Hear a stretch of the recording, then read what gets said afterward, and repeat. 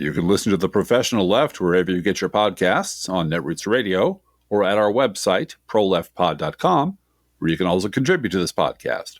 There's a PayPal button at our website, or you can mail us a letter and or contribution at P.O. Box 9133, Springfield, Illinois, 62791. This is the podcast for October 7th, 2025. It's not safe for work.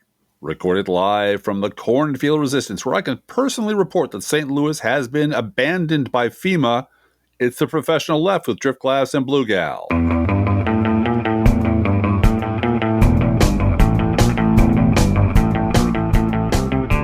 It's book club day here at The Professional Left, where we plan to spoil a 141-year-old novel that remains the undisputed champ of American literature. Well, okay, I must say, it is frequently disputed. Yeah. But whatever. Ignore those people. Spoiler alert. Yeah, we're going to spoil it for you. So strap in.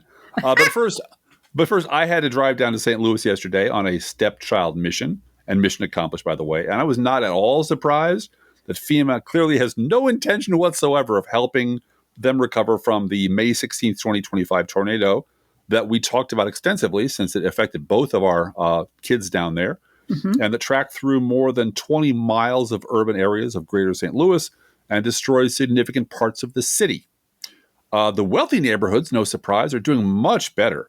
They've replanted their ornamental lawn gardens, and their mansions are being re-roofed, but the poorer black neighborhoods get nothing at all.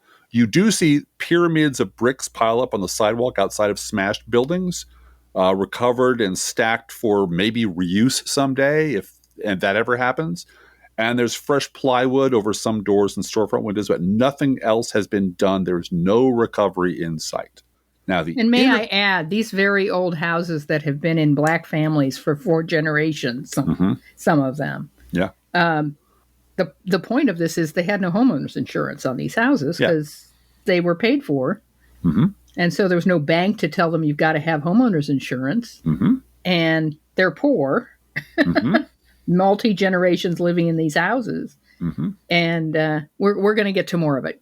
Go ahead, Driftglass. Well, I was just saying, just want to mention this is the inner ring suburb where my stepdaughter and I went to lunch, which is a suburb. It's called University City.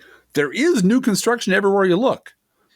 This is not reconstruction, by the way. This is brand new apartment buildings, new shops and sidewalks and streets, upscale university vibe, very, very walkable, the whole place, great restaurants, all mixed in with construction crews and scaffolding and cranes, fresh lumber stacked all over the place and just ready for use. I was so tempted to stuff some in the van and just say it. For woodworking purposes, you mean? Sure, I have projects and I could use that. Very much the opposite of the little piles of recovered brick outside of the abandoned buildings in the poor black neighborhoods just a few miles away. Yeah. So we've mentioned this before, but I want you to hear the exchange between Missouri U.S. Senator Josh Hawley and Gestapo Barbie. This is on May 20th, 2025, regarding expedited relief for those devastated St. Louis neighborhoods.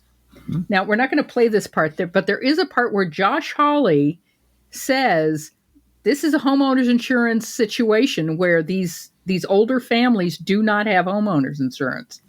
And he directly tells Kristi Noem, this is what's going on.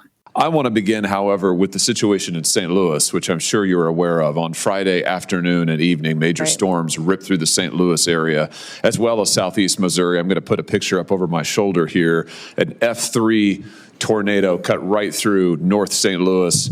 This is what you're seeing here is pretty typical, I'm sad to say, of the damage. We lost 5 people in St. Louis. We lost another 2 in Scott County, which is down in southeast Missouri, there to the south, a couple of hours south of the city. I spent much of the day yesterday just walking these neighborhoods and talking to residents, and this that you're seeing over my shoulder is what these neighborhoods all look like. These are areas that families have lived here. In some cases, I talked to one gentleman, and he said that his family had been there since his great-grandmother came to that neighborhood in in 1919. So it's that kind of a community, and they are totally devastated. Yesterday afternoon, my governor requested an emergency disaster declaration to expedite FEMA funds to help the state just clean up. I mean, just clean up the kind of rubble now that you're seeing behind me. You've been a governor until very recently. You know how important this is. Can we get your help to expedite the consideration of that request? Again, it was just made yesterday. We need it as quickly as possible. Will you help us expedite that? Yeah, absolutely. I've spoken with your governor and did that day that this devastation happened. And so we've promised and pledged to get that expedited as soon as possible for him so he can have the resources that he needs to respond to his people. And that's one of the failures that FEMA's had in the past. It's been 5 months. Where's the money? Mm-hmm. We don't have a word. Josh Hawley bragged about it on his website. I checked out his website this week. There is still the brag of I got expedited help, but nothing updating that. No. St. Louis is a heavily Democratic city in a deep red state, and you're talking about helping Black people. Right. And most of the damage took place in older Black neighborhoods. Mm-hmm. These citizens have been abandoned by their government. Yeah. And because youngest child lives in one of those neighborhoods, they applied for just renter reimbursement for the time they had to spend in a hotel. And that was, I believe, from a nonprofit. Even that hasn't come through yet. Just the price of getting me out of my house for a few days, obviously living on rent, that wasn't covered. So I can tell you this, the drive to and from St. Louis means crossing the mighty Mississippi River, which is very easy. You go 60 miles an hour across one of those 7 bridges that'll get you into the St. Louis area. The GPS phone lady on my phone welcomed me to Missouri on the way there and welcomed me back to Illinois on the way back. It was all very convenient. But back in the day, this was the province of riverboat pilots. And one day, the pilots, who were all members of an association that held a monopoly on vetting and approving new pilots, began being challenged by outsiders and independents who were undercutting their wages. And the Pilots Association came up with an ingenious method of dealing with the problem. Now, the Mississippi was not the controlled river I crossed twice yesterday without slowing down. A river with levees and GPS and the Army Corps of Engineers constantly dredging it to remove obstacles. Back in his day, Mark Twain declared, and I quote, 10,000 river commissioners with the minds of the world at their back cannot tame that lawless stream. God, he could write. Deadly shoals and sandbars were constantly appearing and disappearing. Farmers would cut trenches to the riverbanks from the riverbank to their property to make it easier to get their goods to the boats, which in turn could very quickly shift the course of that section of the river drastically, creating new obstacles. Mark Twain's brother was killed on a riverboat explosion, the boiler blowing up. It was extraordinarily hazardous stuff. And pilots were the people who got you there and back safely. Yep. In his book, Life on the Mississippi, Twain describes how river pilots organized an amazing system of cooperative intelligence gathering through their association. Quote, at every good-sized town from one end of the river to the other, he writes, there was a wharf boat to land at instead of a wharf or a pier. On each wharf boat sat a strong box with a peculiar lock, the U.S. mail lock, a sacred governmental thing. Each pilot carried a key, his sign and diploma of membership, and by depositing daily reports, St. Louis, 9.5 feet, stern on courthouse, head on dead cottonwood above woodyard. The pilots collectively mapped the constantly changing river. Yeah. And I got to say, this is as fast as information could travel. Yeah. I believe Mark Twain, when he was very young, waiting for his own assignment, discovered his brother had died, that there had been a disaster upriver when bodies started floating past. Mm-hmm. That's just how slow things moved. So, and given this secret box arrangement, if a stranger asked about the box and its contents, but he didn't know the secret hand gestures, they'd be met with a shrug, like, I don't know what you're talking about, man. What are you an association member? I guess not. The system transformed a dangerous trade into a very disciplined union. A pilot posted himself thoroughly By reading fresh reports from others, and if still in doubt, he could signal another boat. All uncertainties were swept away by fresh information furnished to the inquirer by word of mouth and in minute detail. Twain marveled at the benefits of so admirable a system in a piece of river 12 or 1,300 miles long whose channel was shifting every day. What had once been perilous guesswork became a shared craft sustained by 100 sharp eyes and bushels of intelligent brains. So today we're going to talk a little bit about two of the most famous Mississippi River travelers in history, the central characters about which Ernest Hemingway famously declared, all modern American literature comes from one book by Mark Twain called Huckleberry Finn, the novel that created a new, authentic American voice, which became the foundation of American literature, that moved American fiction away from European literary traditions. Hell yeah. This is Huckleberry Finn describing St. Louis from his vantage point 190 years ago at nearly the same spot where I drove across the river yesterday listening to the House of the Rising Sun on the classic rock music station. I'm telling you, stepdad in the minivan, did you ever think your life would end up this way? I never thought I'd cross the river at the point where Huck Finn once stood. On my way to rescue stepdaughter from the perils of the mechanized modern age into which she has fallen. And everything's turned out fine. We'll tell you that story. Everything's great. It's fine. Yeah. But, everybody's good. And St. Louis is a very large city. Hundreds of thousands of people live there. Yeah. That was not the case 100 and whatever years ago. Yeah. This is Huckleberry Finn describing what St. Louis looked like to him. Quote, every night we passed towns, some of them away up the black hillsides. Nothing but a shiny bed of light, not a house you could see. The fifth night we passed St. Louis, and it was like the whole world lit up. In St. Petersburg, they used to say there was 20 or 30,000 people in St. Louis, but I never believed it till I see that wonderful spread of lights at 2 o'clock that still night. There weren't a sound there. Everybody was asleep, unquote. So today specifically, we're going to talk about the turning point in the novel, Chapter 31 of Huckleberry Finn, which are really the most significant few paragraphs in all of American literature. We're going to try to convince you of that today. Mm-hmm. Twain himself described the novel as a story where a, quote, sound heart and a deformed conscience come into collision, and conscience suffers a defeat, unquote. Well done, Mr. Twain.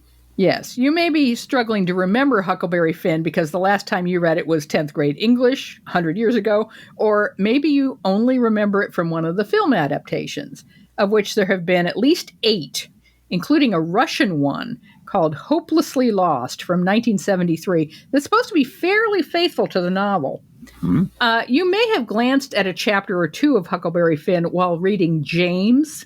James is Percival Everett's amazing, apparently, Pulitzer Prize-winning novel.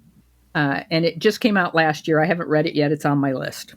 Of the film versions, critics usually rank the 1993 The Adventures of Huck Finn starring Elijah Wood as the best of the lot. Mm-hmm. There is a 1939 adaptation with Mickey Rooney as Huck that's pretty dated but not terrible.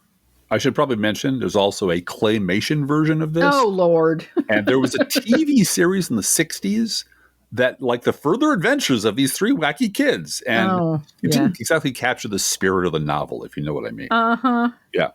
And the only reason anyone would watch Mark Twain's Huckleberry Finn, A Musical Adventure from 1974 would be to see Harvey Korman and David Wayne as the Duke of Bilgewater and the King of France. Harvey Korman and David Wayne as those lovable scoundrels, the Duke of Bilgewater and the King of France. You're looking at royalty, you're looking at royalty. Fouled and foiled, slightly sung, but lower your eyes and bend your knee. You jackanapes gaping at royalty. Ditto the 1960 adaptation, pretty bad, but it does have Tony Randall as the King of France. Anyway, whichever version you vaguely recall, you no doubt remember that it's Huck and Jim on a raft heading down the Mississippi. Except that's not quite right. For several chapters, they are joined by the Duke and the King of France, who are, in all modern adaptations, almost invariably described as lovable scamps or, whatever. Yeah. Harmless. Those goofy guys with their merry tunes, except they're not. They're very definitely not. They're grifters. They're thieves and liars. They got onto this raft by running across Huck when he was ashore picking berries for him and Jim to eat.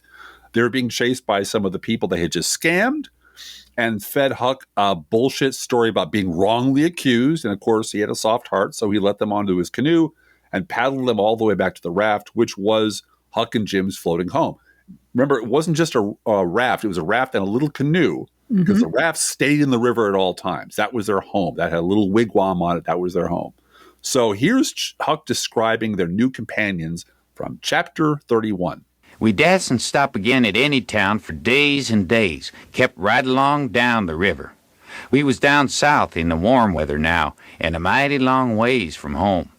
We begun to come to trees with Spanish moss on 'em, hanging down from the limbs like long gray beards. It was the first I ever see it growing, and it made the woods look solemn and dismal. So now the frauds reckoned they was out of danger, and they begun to work the villages again. First, they done a lecture on temperance, but they didn't make enough for them both to get drunk on. Then, in another village, they started a dancing school, but they didn't know no more how to dance than a kangaroo does. So the first prance they made, the general public jumped in and pranced them out of town. Another time, they tried to go at yellocution, but they didn't yellocute long till the audience got up and give them a solid good cussing and made 'em skip out. They tackled missionarying and mesmerizing and doctoring and telling fortunes and little of everything, but they couldn't seem to have no luck. So at last they got just about dead broke and laid around the raft as she floated along thinking and never saying nothing by the half a day at a time, and dreadful blue and desperate. This is the chapter where Huck faces the agonizing consequences of the dire warning that he had been taught that you can't pray a lie. Because in addition to Huck and Jim and the Duke and the King of France, their tiny raft is also playing host to American culture at that moment in time. And to Almighty God. This is a theological book. It absolutely is. A serious theological book. Serious theological book. At least Huck's idea of Almighty God is on this raft, as was taught to him by the widow Douglas and Miss Watson, the two women who'd taken it upon themselves to the Christian mission of trying to save Huck's immortal soul by civilizing him. Mm-hmm. The widow Douglas is presented as more sympathetic, and Miss Watson is more openly ridiculous. But Twain uses both Douglas and Watson to show how deeply hypocritical good Christians of that time and place were when it came to the issue of slavery. And I would just bet you $20, 2025 cash, that Mark Twain knew many women. Oh, absolutely. Like these two women. and again, the Ms. Watson is ridiculous. Widow Douglas is more sympathetic. Like, she teaches him the story of Moses and is a lot more open-hearted about people. When it comes to slavery, they're both really cool with it. Yeah. And that's the wall you keep hitting up against with all these good Christian people. Right. It's like, all these good Christian people. Yeah. It's biblical. Right. Mm-hmm. But Huck absolutely believes the basics of what they taught him, that slavery is moral, that Jim is property, that helping Jim escape is a sin for which Huck will burn in hell. And that when confronted with a crisis of conscience, you should pray on it. Mm-hmm. And as long as you don't pray a lie, God will deliver you. That's right. And again, we're going to repeat this a few times. All the theological aspects of this, which is what Huck is wrestling with, he really believes this stuff. Oh yeah, yeah. If you go back into the history of the Catholic Church or any church and find people doing these odd things, it's because they truly believe they would burn in hell if they didn't. They truly believe they would get to heaven if they did. This was not imaginary. It was concrete and real. And this is where we learn the true nature of the Duke and the King, because after all their other scams fail, they start whispering to each other in a way that makes Huck and Jim very nervous. they say they've come up with another scheme where King would go ashore, and if he wasn't back by noon, Huck and the Duke should join him and just leave Jim to guard the canoe, because Jim can't be in town like that. So just leave him by the riverbank guarding the canoe. But the actual plan was to get Huck out of the way long enough that Duke and the King could sell Jim back into slavery for, as Twain put it, $40 dirty, which is directly recalling 30 pieces of silver. Yep, absolutely. There's no doubt about that. Yep. Huck is furious when he finds out. He's indignant. And after all he and Jim had done for these two grown men, they'd taken them in, they'd saved them from the mob, they've shown them hospitality, and they turn around and do this terrible thing to Jim. But, well, Jim is a runaway slave. And society has taught Huck that he is property. So while the two con men might have done them dirty, which they did, what they did was strictly within the moral code of the South. So as mad as he is, Huck starts to rationalize what they had done. And if you can't read into this story what's happening to our country right now with Donald Trump, the King and the Duke, the grifters who lie their way into everyone's heart and sell them out eventually, the MAGA base, the undecided voters, the Constitution, and white Christian nationalism, you, sir, are going to have to stay after class and write "There is nothing new about human nature" on the chalkboard 100 times. Because right there on that raft is the struggle for the soul of America. Yep. And on Media Matters today, there are 4 examples, all of them on Fox News, where Fox News hosts are accusing Democrats of secession. Right. Secession from America by resisting ICE in their cities. Right. They are seceding from the Union. Think about that. Yeah. Jesse Waters telling his audience that Illinois is seceding from the Union. That Illinois has shelled Fort Sumter. Right. And we've started the war, and they're just going to have to finish it because we started it. We're going to have to finish it. Yep. Mark Levin, this Democrat Party is something new now. They're radical. They're seceding from the Union. It's just terrible, And what are you going to do when 70 million Americans are traitors to this country, right? Well, and this is layer on layer on layer of decades of propaganda. This is just the latest. And we saw it coming. We saw it coming long ago. Yeah. So back to Huck. At first, Huck decides to write a note to Miss Watson telling her where she could come collect her runaway slave, figuring that since Jim is doomed to be a slave, at least he'd be happier back there than down here. This is from the novel, quote, "It made me shiver, and I about made up my mind to pray." Now, remember, Miss Watson owns Jim. Right. That's how committed she is to the Christianity of slave owning. Yeah. She owns somebody. But Jim's family's there, and that's why he might be happier. But then Huck says, well, wait a minute, she might be so mad that he ran away that she'd sell him downriver anyway. Right. So what am I supposed to do? Something worse, right.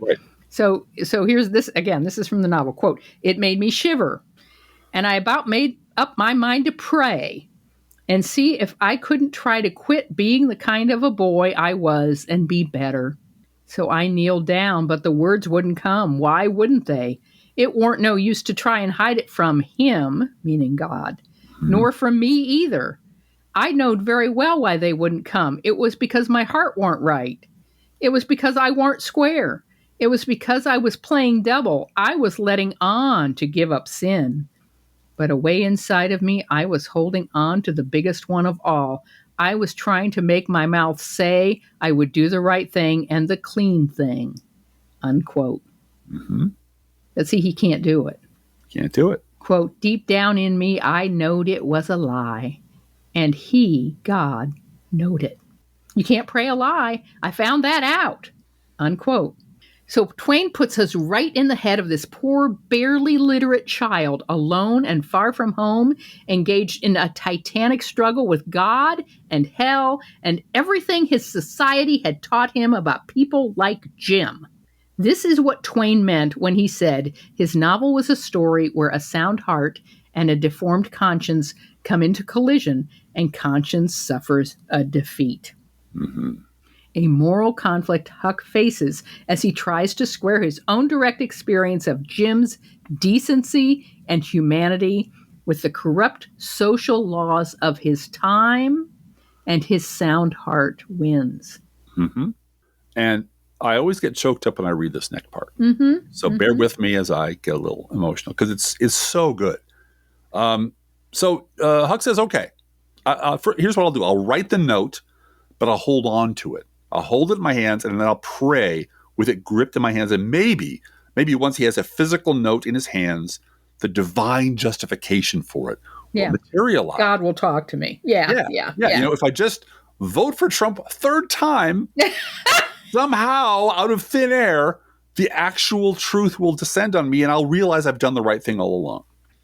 And you know what? At first, he feels great about that. He feels wonderful about it. He feels clean. By the rules of his society, he was doing the right thing. And, quote, how near I come to being lost and going to hell, unquote. He really thought, I'm going to hell. But then he does that thing that we warn you about on this podcast over and over again will always get you in trouble. He starts remembering stuff. And it's no fair remembering stuff. And this is from the novel, quote, and I went on thinking. And I got to thinking over our trip down the river, and I see Jim before me all the time, in the day and in the nighttime, sometimes moonlight, sometimes storms, and we are floating along, talking and singing and laughing. But somehow I couldn't seem to strike no place to harden me against him, but only the other kind. I'd see him standing my watch on top of his'n, instead of calling me so I could go on sleeping.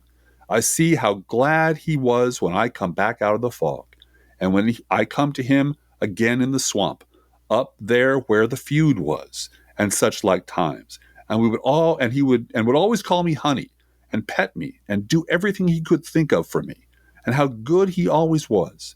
And at last I struck the time I saved him by telling the men we had smallpox aboard, and he was so grateful, and said, I was the best friend old Jim ever had in the world, the only one he's got now. And then I happened to look around and see that paper. Unquote. He can't do it. You can't do it. His sound heart collides with the conscience that Southern culture had trained into him. Mm-hmm. And then one of the most famous lines in American literature, right up there with Humphrey Bogart's nod in Casablanca, as a signal that in the central conflict of the story, when the battle is right there, a choice, you got to go yes or no, and Humphrey Bogart nods yes, our protagonist, Huckleberry Finn, has chosen a side, and in doing so puts himself at risk. He does. Quote, it was a close pace. I took it up. I held it in my hand. I was a-trembling because I'd got to decide forever betwixt two things, and I knowed it. Mm-hmm. I studied a minute, sort of holding my breath, and then says to myself, all right then, I'll go to hell, and tore it up. Unquote. And at this point, it's important to understand that Huck Finn really believes in a literal hell, and that he just defied all the good Christian civilizing he'd been taught by his elders, and literally condemned himself to a lake of fire forever. Mm-hmm. Not making that up, not sugarcoating that. No. That's making a hard decision. Yeah. Really hard. This illiterate kid on a river making this kind of decision. By finally seeing these two charming rascals for what they are, evil men who would sell Jim out for a few dollars, in his heart he has now taken sides against his own race. This is a child who has rejected the lessons of the widow Douglas and Miss Watson and rejected the authority of two adult white men in favor of his friend Jim. But seems like there's nothing he can do about it. It's over, right? It's too late. Jim's already been sold off. At this moment, Huck is what you might call an undecided voter or a checked out voter. Sure, things are bad. They're very bad, but there's nothing I can do about it. The whole system is corrupt. You're out of order. The whole trial is out of order. But Huck doesn't stay feeling helpless for long. This is his friend we're talking about, and what wouldn't you do for a friend? Quote, it was awful thoughts and awful words, but they was said, and I let them stay said, and never thought no more about reforming. I shoved the whole thing out of my head and said I would take up wickedness again, which was in my line, being brung up to it, and the others weren't. And for a starter, I would go to work and steal Jim out of slavery again. And if I could think up anything worse, I would do that too, because as long as I was in, and in for good, I might as well go the whole hog. Then I set to thinking over how to get at it, and turned over some considerable many ways in my mind, and at last fixed upon a plan that suited me, unquote. So now Huck is an activist. Yeah. Now he has a goal, he has a plan, yeah. He has a plan, and he's John Brown. He's going to get this slave out of slavery. Mm-hmm. He's no longer floating along with the currents of his time. He has a goal. As you said, he's making a plan, and he's going to try to save his friend. Mm-hmm. Now, in the novel, the king and the duke finally get what's coming to them, and it's violent. Mm-hmm. Let's just say that once a mob figures out that they've been played for fools, the consequences can be severe. and to his credit, Huck pities them. Quote, "Well, it made me sick to see it. And I was sorry for them poor pitiful rascals. It seemed like I couldn't ever feel any hardness against them anymore in the world. It was a dreadful thing to see. Human beings can be awful, cruel to one another," unquote. Why? Got to say, at this moment, we're kind of hoping for just a little bit of that. Not the terrible violence. Sorry. I thought you were done. No, that's okay. Pop. 228. I don't think we're looking to tar and feather anyone. That's what I wanted to say. But I don't want to give all of that away. But well, there's a timestamp coming up here. There is a timestamp coming up. All right. Gotta say, at this moment, we're kind of hoping for some of that. No, there's no justice like angry mob justice. And this is where all of us are on the side of the angels right now. We're all trying as best we can, as best we know how, to force our fellow citizens to overcome their deformed consciences, their deformed programming, to try to cut through the decades of lies and slander from conservative media and the conservative pulpit, which are pretty awful, that have warped them and appeal to them to choose humanity and democracy over the ghouls and grifters and fascists that they worship. Mark Twain's novel was a declaration of war against a culture of slavery and white supremacy that wrapped itself in scripture. A declaration of war against the monstrous lies told in defense of an indefensible institution, and the passive, silent lies told to protect the monstrous lies. This is from Hal Holbrook's one-man Mark Twain show. Now, when I talk about the decay, in the art of lying, I'm talking about the silent lie. It requires no art. You simply keep still and conceal the truth. For example, it would not be possible for a humane and intelligent person to invent a rational excuse for slavery, and yet in those early days of the emancipation agitation in the North, those agitators got small help from anyone. Argue and plead and pray as they might, they could not break the universal stillness that reigned from pulpit and press all the way down to the bottom of society. The clammy stillness created and maintained by the lie of silent assertion. The silent assertion that there wasn't anything going on in which humane and intelligent people ought to be interested. Well, when whole nations of people conspire to propagate gigantic, mute lies like that one in the interest of tyrannies and shams, why should we care anything about the trifling ones told by individuals? Why make them undesirable? Why not be honest and honorable and lie every chance we get?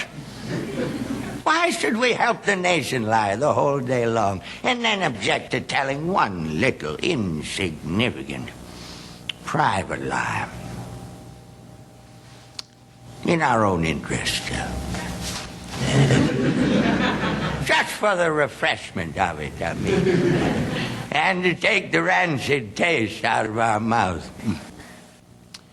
No, there's no art to this silent lying.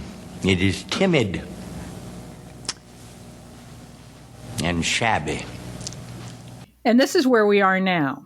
And what we've been podcasting about for 15 years and writing about for more than 20, that the terrible trajectory the right has been on for decades that led to Donald Trump would have been impossible without the clammy, shabby lie of both sides do it, which still reigns all the way from the pulpit and the press all the way down to the bottom of society. Mm-hmm. Which brings us to one last important aspect of Huckleberry Finn, which is a little hard to see because it's about what the novel doesn't do. It's the dog that doesn't bark in the night, if we may borrow from Sherlock Holmes. It's the fact that since the novel takes an unequivocal moral stand against slavery, all epiphanies only go in one direction. Huck's realization that despite what he's been taught, slavery is wrong, is not accompanied by some New York Times pundit-grade revelation from Jim to balance out the moral lesson of the novel. That, maybe white supremacy has some good ideas or some good points. Sure. The King of France, he's not perfect. He's just forgiven. Yeah. Washed in the blood of the Lamb, Mm-hmm. It's just capitalism, honey. Capitalism will save the world. Capitalism is the... What are you, a socialist? Yeah. Are you saying you want to go against the law? Maybe the real problem is the extremes on both sides, Driftglass, and the real solution is some sort of compromise. Yeah. That's it. I know. How about a Missouri compromise? Full circle. A Missouri compromise. Yes. Excellent. Thanks for listening, guys. Feel free to write to both of us at proleftpodcast@gmail.com. We love hearing from you. Be aware that if you write to us at any of our addresses, we reserve the right to read your email or U.S. Postal Service. Go Postal Unions letter on the air unless you say otherwise. And please share our show on social media, especially now that we've crammed in two classics for world literature into one podcast about politics in America, which is pretty impressive, you got to say. And if you love this podcast, please get someone else to go on a date with it too. And thank you for doing that. Hey, Drickless, how are the Internet Kitties doing this week? Well, to be honest, Blue Gal, the Internet Kitties think Tony Randall as the King of France sounds amazing. Let's think about living. Think about living. Let's think about loving. Think about loving. Let's think about the hooping and the hopping and the popping and the loving, lovey-dovey. Let's forget about the wine and the crying, the shooting and the dying and the fellow with the switchblade knife. Let's think about living. Let's think about life. The Professional Left podcast is recorded under a Creative Commons license. Copyright 2024-25, GGBG Productions.